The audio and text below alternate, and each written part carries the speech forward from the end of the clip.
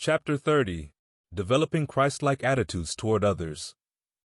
President Brigham Young saw the need for charity, the pure love of Christ, to smooth the path of life. His actions toward Lucy Groves are an example of his kindness and service to others. On the westward trek, Lucy fell under the wheel of the family wagon, breaking her leg and several ribs.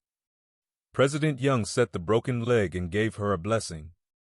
A few days later, Lucy's daughter stumbled over the leg and broke it a second time. In agony at every step the oxen took, Lucy asked her husband to pull out of the wagon train and let the others go on without them. President Young declared he would not leave them at the side of the road in dangerous territory. He instructed several men to cut the legs off Lucy's poster bed and suspend the frame from the wagon bows so the mattress and springs would swing easily, like a hammock. President Young then renewed his blessing to Lucy and rode by her side for several days to make sure she had no further trouble. With his gentle, kind manner, wrote Lucy's grandson, he won the love of Lucy and her posterity forever. Teachings of Brigham Young. Clothe yourselves with the bond of charity. We are not here isolated and alone, differently formed and composed of different material from the rest of the human race. We belong to and are part of this family, consequently we are under obligations one to another. The Latter-day Saints have got to learn that the interest of their brethren is their own interest, or they never can be saved in the celestial kingdom of God. The Lord will bless that people that is full of charity, kindness, and good works. Charity. There is one virtue, attribute, or principle, which, if cherished and practiced by the saints, would prove salvation to thousands upon thousands. I allude to charity, or love, from which proceed forgiveness, long-suffering, kindness, and patience. We should have charity. We should do all we can to reclaim the lost sons and daughters of Adam and Eve, and bring them back to be saved in the presence of our Father and God. If we do this, our charity will extend to the utmost extent that it is designed for the charity of God to extend in the midst of this people. Love your neighbor as yourself. Do unto others as you would that others should do unto you. It is folly in the extreme for persons to say that they love God when they do not love their brethren. We should commence our labors of love and kindness with the family to which we belong, and then extend them to others. Be steadfast, always abiding in the truth. Never encourage malice or hatred in your hearts. That does not belong to a saint. Do I say, love your enemies? Yes, upon certain principles. But you are not required to love their wickedness. You are only required to love them so far as concerns a desire and effort to turn them from their evil ways, that they may be saved through obedience to the gospel. Do any of your neighbors do anything wrong? They do. People come here from different parts of the earth to make this their adopted country, and the old residents expect them to at once conform to and adopt their manners, customs, and traditions, or they think the newcomers are not worthy of their fellowship. In other words, if every man, woman, and child does not act, think, and see as I do, they are sinners. It is very necessary that we have charity that will cover a multitude of what we may suppose to be sins. It should be satisfactory evidence that you are in the path of life if you love God and your brethren with all your hearts. Make sure the path for your own feet to walk to eternal life, and take as many with you as you can. Take them as they are, understand them as they are, and deal with them as they are. Look at them as God looks at them. Kindness. Be kind to all as our Father in heaven is kind. He sends his rain upon the just and the unjust, and gives the sun to shine upon the evil and the good. So let our goodness extend to all the works of his hands where we can, but do not yield to the spirit and influence of evil. Away with all little meannesses, and deal out kindness to all. Chasten where chastening will answer best, but try persuasion before you try the rod. If you are ever called upon to chasten a person, never chasten beyond the balm you have within you to bind up. It has never altered my feelings towards individuals, as men or as women, whether they believe as I do or not. Can you live as neighbors with me? I can with you, and it is no particular concern of mine whether you believe with me or not. In our dealings with outsiders, do not call them Gentiles. Let our example be such as is worthy of imitation. Then everyone among them who is honest will say, I guess you are right. I think I will come and stay with you. To be gentle and kind, modest and truthful, to be full of faith and integrity, doing no wrong is of God. Goodness sheds a halo of loveliness around every person who possesses it, making their countenances beam with light, and their society desirable because of its excellency. They are loved of God, of holy angels, and of all the good on earth, while they are hated, envied, admired, and feared by the wicked. Good works. The genius of our religion is to have mercy upon all, do good to all, as far as they will let us do good to them. Let us have compassion upon each other, and let the strong tenderly nurse the weak into strength, and let those who can see guide the blind until they can see the way for themselves. Pray always for all who are within the reach of mercy. When you see a neighbor begin to slip, pray for him that he may have the spirit of the gospel as he once had. And if you feel this spirit within yourselves, pray for an increase of that light you received when you first received the gospel, and you will save yourself and house. Suppose that in this community there are 10 beggars who beg from door to door for something to eat, and that 9 of them are impostors who beg to escape work, and with an evil heart practice imposition upon the generous and sympathetic, and that only 1 of the 10 who visit your doors is worthy of your bounty. Which is best, to give food to the 10, to make sure of helping the truly needy one, or to repulse the 10 because you do not know which is the worthy one? You will all say, administer charitable gifts to the 10, rather than turn away the only truly worthy and truly needy person among them. If you do this, it will make no difference in your blessings, whether you administer to worthy or unworthy persons, inasmuch as you give alms with a single eye to assist the truly needy. Condemn not, judge righteous judgment. Judge not, that ye be not judged. Let no man judge his fellow being, unless he knows he has the mind of Christ within him.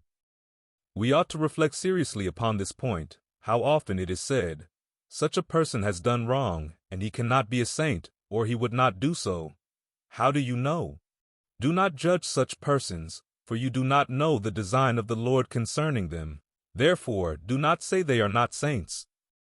A person who would say another is not a latter-day saint for some trifling affair in human life proves that he does not possess the Spirit of God. Think of this, brethren and sisters. Write it down, that you may refresh your memories with it. Carry it with you and look at it often. If I judge my brethren and sisters, unless I judge them by the revelations of Jesus Christ, I have not the Spirit of Christ. If I had, I would judge no man. It floods my heart with sorrow to see so many elders of Israel who wish everybody to come to their standard and be measured by their measure. Every man must be just so long to fit their iron bedstead, or be cut off to the right length. If too short, he must be stretched to fill the requirement. If they see an erring brother or sister, whose course does not comport with their particular ideas of things, they conclude at once that he or she cannot be a saint, and withdraw their fellowship, concluding that, if they are in the path of truth, others must have precisely their weight and dimensions. Let us be patient with one another. I do not altogether look at things as you do. My judgment is not in all things like yours, nor yours like mine. When you judge a man or woman, judge the intentions of the heart. It is not by words, particularly, nor by actions, that men will be judged in the great day of the Lord, but in connection with words and actions, the sentiments and intentions of the heart will be taken, and by these will men be judged.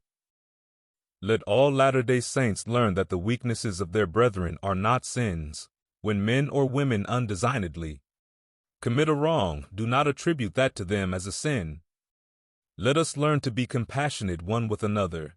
Let mercy and kindness soften every angry and fretful temper, that we may become long-suffering and beneficial in all our communications one with another. Serve the Lord, and try not to find fault with each other. Live so that you will not have any fault to find with yourselves, and never mind the faults of your brethren, for each person has enough of his own to attend to. You may see, or think you see, 1,000 faults in your brethren, yet they are organized as you are. They are flesh of your flesh, bone of your bone. They are of your Father who is in heaven. We are all his children, and should be satisfied with each other as far as possible. Respect one another. Do not speak lightly of each other. Some, if they get a little pique against an individual, are disposed to cast him down to hell as not worthy of a place upon earth. O fools! Not to understand that those you condemn are the workmanship of God, as well as yourselves. God overlooks their weaknesses, and so far as they do good, they are as acceptable as we are. Thank God that you know better, and be full of mercy and kindness. God bless the humble and the righteous, and may He have compassion upon us because of the weakness that is in our nature. And considering the great weakness and ignorance of mortals, let us have mercy upon each other. The merciful man shall find mercy. I am very thankful that it is not our province in our present condition to judge the world. If it were, we would ruin everything. We have not sufficient wisdom. Our minds are not filled with the knowledge and power of God. The spirit needs to contend with the flesh a little more until it shall be successful in subduing its passions, until the whole soul is brought into perfect harmony with the mind and will of God. And we must also acquire the discretion that God exercises in being able to look into futurity and to ascertain and know the results of our acts away in the future, even in eternity, before we will be capable of judging. Build faith in one another and avoid contention. If we could obtain that faith and confidence in each other and in our God, that when we ask a favor, we could do so with a full assurance and knowledge that we should receive, do you not perceive that it would lead us directly to do as we would be done by, in every transaction and circumstance of life? It would prompt us to do, not only as much as requested, but more. If your brother should request you to go with him a mile, you would go too. If he should sue you for your coat, you would give him your cloak also. This principle prompts us to do all we can to promote the interest of each other, the cause of God on the earth, and whatever the Lord desires us to do, makes us ready and willing to perform it at once. But if we lack confidence in each other and be jealous of each other, our peace will be destroyed. If we cultivate the principles of unshaken confidence in each other, our joy will be full. The work in which you and I have enlisted is to restore confidence in the minds of the people. And when I hear of circumstances transpiring in which brethren forfeit their word, I regard it as a blot upon the character of this people. We should keep our word with each other. And if we have difficulty or misunderstanding with each other, talk it over, canvass the subject thoroughly, seriously and discreetly, and we shall find that all difficulties will be remedied in this way easier than any other. And we shall also find that nearly every difficulty that arises in the midst of the inhabitants of the earth is through misunderstanding. And if a wrong in intent and design really exists, if the matter is canvassed over, the wrongdoer is generally willing to come to terms. When a difference of judgment exists between two parties, let them come together and lay their difficulties at each other's feet, laying themselves down in the cradle of humility, and say, "Brother or sister, I want to do right.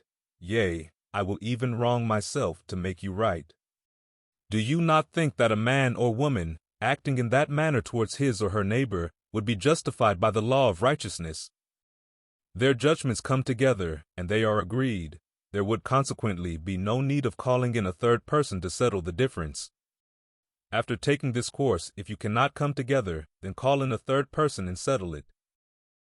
Contentions frequently arise to so alienating a degree that brethren have no faith in each other's honesty and integrity, when perhaps both parties have stumbled over a little, selfish, ignorant, personal misunderstanding, are carrying it to the extent of wishing to cut each other off from the church. Very frequently such cases are presented before me, unravel the difficulty, and it is found to have started in a trifling misunderstanding in relation to some small matter. All the trouble has arisen from a most frivolous cause. Avoid nursing misunderstandings into difficulties. If your neighbors talk about you, and you think that they do wrong in speaking evil of you, do not let them know that you ever heard a word, and conduct yourselves as if they always did right.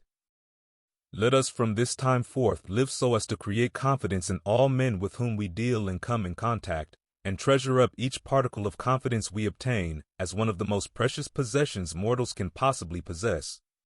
When by my good actions I have created confidence in my neighbor towards me, I pray that I may never do anything that will destroy it,